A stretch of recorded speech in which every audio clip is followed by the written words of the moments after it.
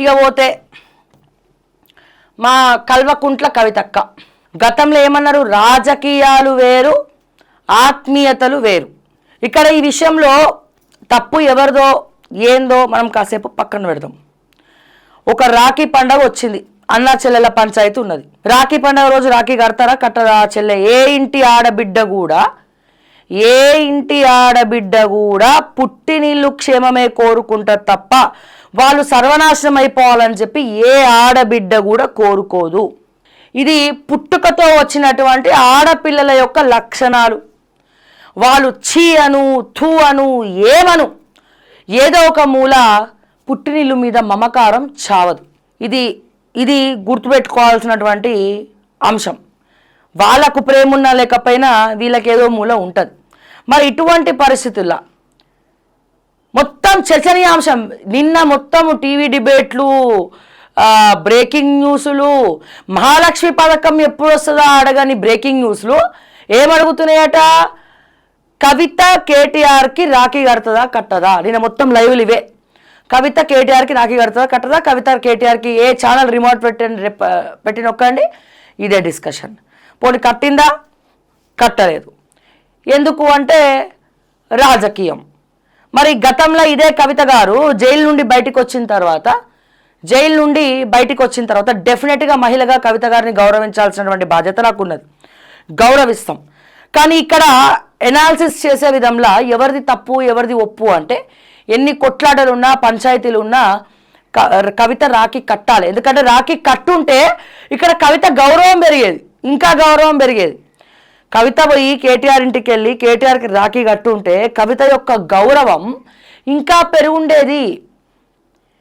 కానీ ఇక్కడ కల్వకుంట్ల కవిత యొక్క ఫేస్బుక్ చూద్దాం. కవితకు ఒక ఫేస్బుక్ చూస్తే రాష్ట్ర ప్రజలందరికీ రాఖీ పౌర్ణిమ శుభాకాంక్షలు అని మన అక్క రాసినటువంటి పెట్టినటువంటి క్రియేటివ్. జనరల్గా ఏ రాజకీయ నాయకులైనా రాఖీ పండుగ శుభాకాంక్షలని పెడతారు.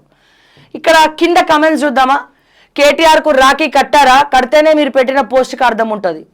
అక్క తమ్ముళ్ళ అనుబంధానికి ప్రతీక ఈ రక్షాబంధన్.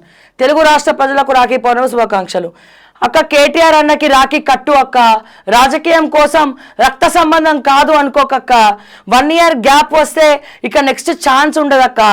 నెక్స్ట్ ఎమ్మెల్యే నెక్స్ట్ మళ్ళా బీఆర్ఎస్ గెలిస్తే అప్పుడు పోయి రాఖీ కడతా అంటే పౌడర్ ఉంది కాబట్టి వచ్చింది అనుకుంటారు అక్క. ఎన్ని ప్రాబ్లం ఉన్నా ఎన్ని కష్టాలున్నా వెళ్ళు కట్టు అక్క అంట. బాగుంది, బాగా పెట్టిండు. అంటే 1 year గ్యాప్ వస్తే నెక్స్ట్ అధికారం వస్తే ఎట్లా కడతామని.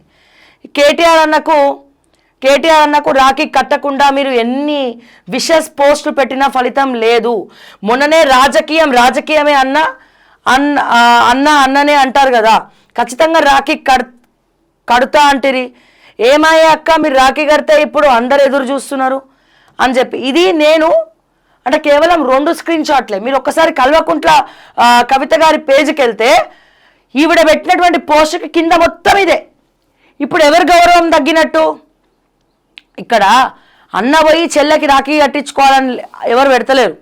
చెల్లె పోయి మీరు రాజకీయమే రాఖీ కట్టడమే అన్నారు కదా, సో అందుకే రాఖీ కట్టించుకోవాలని చెప్పి జస్ట్ 2 స్క్రీన్ షాట్లు పెట్టిన. బట్ నెంబర్ ఆఫ్ కమెంట్స్ ఉంటాయి. బీఆర్ఎస్ పార్టీ కార్యకర్తలు కావచ్చు, ఇంకొంతమంది ఎవరెవరో పెట్టిరు. అయితే ఇక్కడ ఈ సందర్భంగా నేను ఇంకో విషయం కూడా మాట్లాడాల్సినటువంటి అవసరం ఉన్నది. ఇక్కడ ఎవరి గౌరవం తగ్గింది అంటే డెఫినెట్గా కల్వకుంట్ల కవిత గౌరవమే తగ్గిపోయింది. వెళ్ళి కట్టు ఉంటే వేరేలా ఉండేది స్టోరీ. కానీ కట్టకుండా ఇక కవిత అయితే తప్పు చేసిందని చాలామంది అనుకుంటున్నారు. సో డెఫినెట్గా ఎవరేమనుకున్నా మనం మాట్లాడతాం కాబట్టి చాలామంది ఇదే దాంట్లో ఉన్నారు. అయితే ఇక్కడ ఇంకో విషయం మనం మాట్లాడుకోవాల్సినటువంటి అవసరం ఉన్నది. సీఎం రమేష్ బయటికి వచ్చి, మీకు తెలుసు నేను ఏ పార్టీ కాదు ఏ లీడర్ ఏది కాదు, ఉన్నది ఉన్నట్టు మనం అనాలిసిస్ చేస్తాం, మాట్లాడతాం. ఇక్కడ సీఎం రమేష్ గారు బయటికి వచ్చి మొన్న ఏమన్నాడండి, కేటీఆర్ ఢిల్లీకి నా గడప దొక్కిండు, మా ఇంటికి వచ్చినటువంటి సీసీటీవీ ఫుటేజీలు బయట పెడతా. ఎందుకు వచ్చిండు కేటీఆర్ అంటే, నా చెల్లెని బయటికి తీసుకురా, కల్వకుంట్ల కవితను జైలు నుండి బయటికి తీసుకొస్తే, బెయిల్ ఇచ్చి బయటికి తీసుకొస్తే బీఆర్ఎస్ పార్టీని తీసుకుపోయి బీజేపీలో విలీనం చేస్తాం అని చెప్పి సీఎం రమేష్ ఒక సెన్సేషనల్ కమెంట్స్ చేసిండు. ఇక్కడ మనం ఏం అర్థం చేసుకోవాలా? సరే బీజేపీ పార్టీలో బీఆర్ఎస్ విలీనం చేస్తారా లేదా అనేది పక్కన పెడితే 2001 నుండి అంచెలంచెలుగా కేసీఆర్ గారు ఒక్కొక్క ఇటుక పేర్చి ఎన్నో అవమానాలు అవన్నీ ఏదేదో చేసుకొని మొత్తానికి బాత్రూంలో గీళ్ళు తిన్నాడో ఓడలు తిన్నాడో లేకపోతే తినకుండా ఉన్నాడో తెలియదు. ఈ కుట్రలు చేస్తేనే తెలంగాణ వచ్చింది, లేకపోతే వచ్చేది కాదు. అంటే ఎప్పటికొస్తుందో మనకు తెలియదు.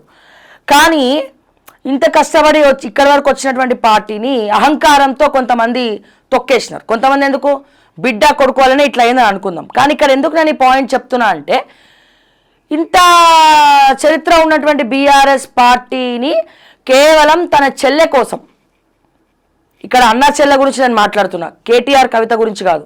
అంటే కేటీఆర్లో ఉన్న అన్న, కవితలో ఉన్న చెల్లె, ఇది మన డిస్కషన్.